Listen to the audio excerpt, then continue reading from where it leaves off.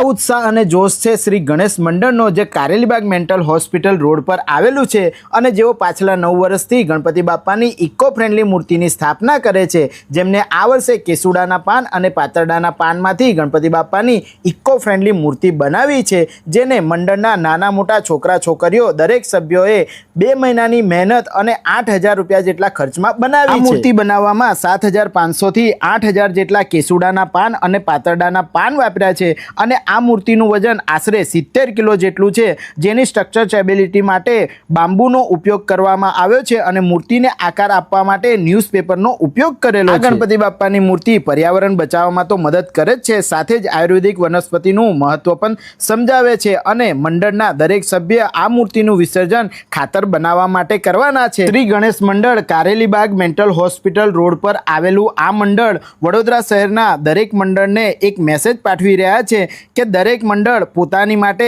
ગણપતિ બાપાની eco friendly મૂર્તિ બનાવે, પર્યાવરણ બચાવે અને પીઓપીની મૂર્તિથી દૂર રહે। ગણપતિ બાપા મોર્યા।